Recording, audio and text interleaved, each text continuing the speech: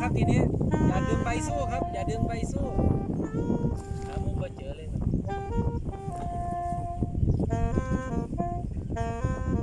ิดนึง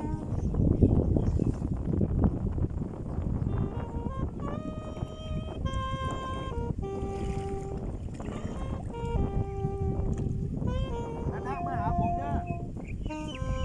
เดี๋ยวขวาไปเลยเดี๋ยวขวาไปเลยเดี๋ยวจับไหนเจ้าของบอกลูกเห็นบันไดดึงใบนี้ครับใบหน่อยอย่าแพงหลายหลังลงลากเขาไม่ได้พักของมาก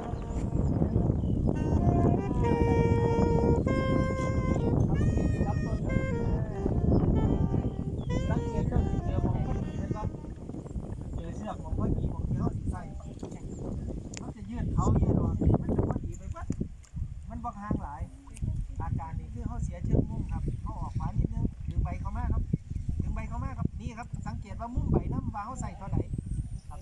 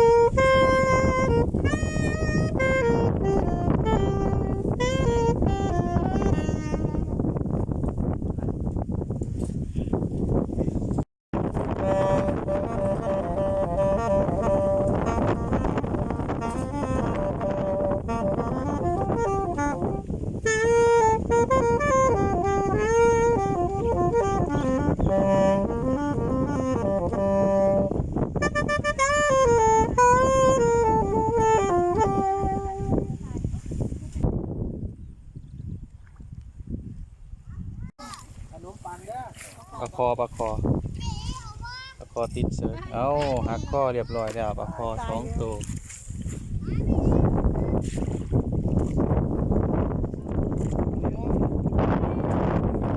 เล็กสี่มันคือมันบหลอกขาบมันบ่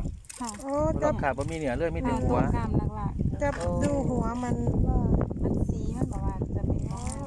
มันจะขายนะคะบ้านเฮาเอิ้นกุ้งขี้โกนั่นเองขี้โกในบ่อ มันจะกวนคนอื่นกินวันนอดว่าหาแต่ไม่โต กินแต่ว่าอาหารอย่างเดียว 1 กิโลผ่านไป นี่หอยด้วยหอย หอยกับปลาคอ อันนี้หอยขม อืม นะคะอันนี้จะเต็มดีว่ะค่ะแต่หอยจะเป็นขาว ถ้าเดี๋ยวได้หลายอย่างแล้วนะได้กุ้งได้หอยได้ปลาพร้อมเลย อ๋อ